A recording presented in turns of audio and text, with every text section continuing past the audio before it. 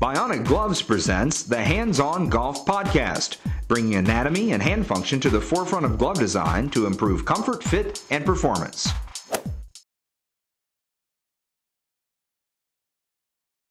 Welcome everyone to this week's Bionic Gloves Hands-On Golf Podcast. I am Chaz Rell, I am your host, and we're actually at the corporate offices of Bionic Gloves in downtown Louisville. We're not on the golf course, as you can see, because we're going to be working with Mike Jones, and he's a fitness trainer that's going to help us work on our core strength so that when we're on the golf course, we get some proper stretches to help us become not only better golfers, but healthier individuals. Now, the ideas for these shows can come from you as well. If you'd like to submit a story idea, please send it using your phone to or email to podcast@bionicgloves.com. And if we use your idea, you get one of these, an official Bionic glove. That's all you got to do. It's up to you. We want this to be your podcast so that we can help you to become better golfers and healthier golfers as well. So let's go meet Mike and let's see where we can go with getting ourselves more fit for the golf course. Hey Mike, how's it going? This is Chaz from the Bionic Gloves Hands-On Golf Podcast. What are you doing? Hey Chaz, just trying to get stretched out for a round of golf here today. Well great, well that's why I came to you, because if I'm a golfer and I'm out there on the course swinging 18 holes and I'm going in one direction, it seems like my body can get out of balance. So what can you do to help us to become better golfers while not injuring ourselves? So what stretches can you show us today to help us before we go out and play around the golf? Absolutely. The stretches we're going to do today require just a golf club. No extra tools are needed. What we're going to do is kind of go over some stretches that kind of incorporate trunk rotation, which is huge and important. So what do we need to do to start that? We'll just take our club. You can do both ways. You can do it in front of your chest or you can go behind the neck. A lot of people may have some shoulder impingement, so it may be uncomfortable to go behind the neck, but we're just going to keep our body stationary, torso stationary, and we're just going to do a torso rotation. So our lower body stays in position, but we're just going to rotate our torso.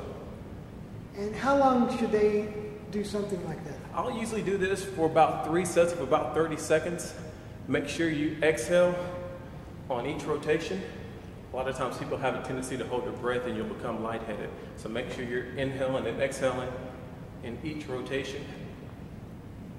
That's going to help warm up your core temperature. I know a lot of times in golf, it's all about rotation. So that's going to get all your core muscles, your abdominals and your back muscles warmed up and ready for a round of fun. Great. So what else have you got to show us here? I tell you what, another great exercise to kind of stretch out our lower back and stretch out our legs as well. I know you use your leg a lot of time in driving. If you'll just put the club stationary on the ground and kind of get in a lunge position and actually stretch out. And just kind of hold that position there for about 6 to 8 seconds. I like to do about 4 to 5 sets of these. And you can rotate, come forward with your right foot. And again, you're just allowing the club to kind of be your force of stability here. You come up for a second set, and right leg. And you're breathing through this too, correct? You are breathing through this correctly. On all these exercises, breathing is very important. A lot of times people, through engagement of activity, tend to hold their breath, and it's probably one of the worst mistakes that you can make. So you want to make sure that you're breathing, and as you go down, a giant exhale, and hold, and then up, and then down again. Exhale on the way down. This is a great exercise as well to warm up your hip flexor muscles, which you engage a lot in a round of golf as well. Now, you also told that there's a little bit more of an advanced move with a lunge and a twist. Can you show me that one as well? Absolutely. What I'm going to do, I'm going to make it stationary. You can walk with this, or you can keep it stationary. You want to grip the club, right hand over left hand. You want to rotate your trunk in the same place that your dominant leg is going to step. So if you're going to step first with your right leg, you want to rotate your trunk to the right. So it's just like this. And back. Same thing on the left side. And back. Now, back. A little bit more of an advanced movement. You're using your core muscles, your abdominals, and your back to keep you stationary and to keep your balance. This is a great exercise. If you don't have that core strength that you can work on at home, you can grab anything that's got weight to it, whether it's a pillow, you can kind of build up in strength. Medicine ball is a great application, great product to grab. Now, how many of those should they do that you just did? These I actually try to keep between 8 to 10, because what you don't want to do is you don't want to fatigue your hip flexors. We hit our hip flexors when we're stretching here, and we don't want to over fatigue those hip flexors. So I usually keep this rep range between 6 to 8, no more than 10 reps. Okay, so these are something that we can do on the golf course before we go out and swing the clubs. Now, could we also work on our core? What if we're at the gym or at home? What other things could we do? What other positions or moves could we do to help us with our core muscles? Could you show us something like that in the gym area? Absolutely. Follow me. All right, so this is what you're talking about. A little bit more advanced if you're at the gym or you're at the home. Now give me a little bit of understanding of what we're doing here. What we're doing on this is actually going to allow you to raise the core temperature in both your arms and your core muscles at the same time in one movement. Now can you show me how to get into that first? Absolutely.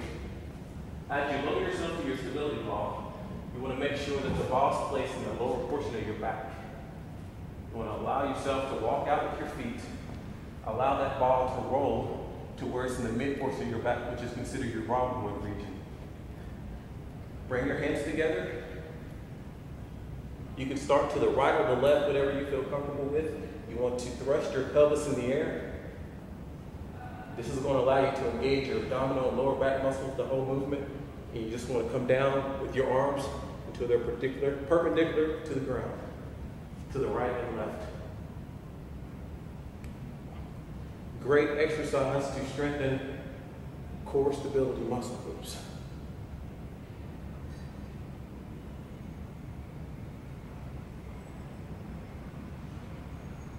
And how many of these do you think is a good repetition? Good repetition range for this is 10 to 12. I typically like to start off with 2 sets. If you can work yourself up to 3 sets over a period of time, that's great. You'll definitely feel this exercise in your lower back region. This is a great indicator of letting you know kind of muscle imbalances in your core muscle group as far as your low back and your abdominal muscles are concerned. Great exercise to start off with. What are we doing now, Mike?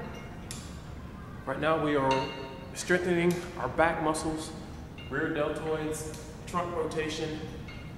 This motion right here will give us a lot of power on our front swing as well as our back swing.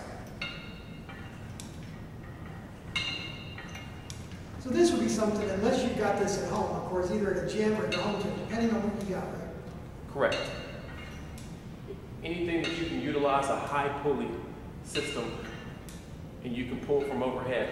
Another idea, you can actually take a resistor band or tubing and tie it around a higher, just happen to have some on hand. Tie it in a doorway, tie it above a ledge where you're pulling downward. And this might be great for someone too that doesn't have the strength to start on a system like this.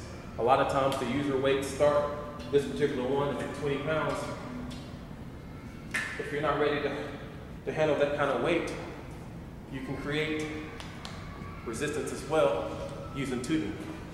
Yeah, that's a great idea, because I remember years ago somebody taught me a trick that I even used a bicycle tube. And that worked just as well. Creativity. That's right. And then you need to switch this out to the other side as well? Yes, sir.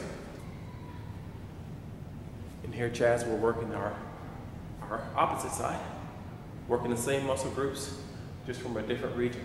If you work both sides, one's going to strengthen your front swing, the second one will strengthen your back swing.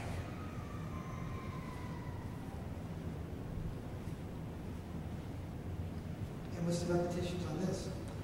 I like to stay anywhere between 10 to 12, 3 sets of 10 to 12. Excellent. Well, Mike, thanks for your time. I appreciate everything you've done for us here. Thank you. Cool. Nice gloves, by the way.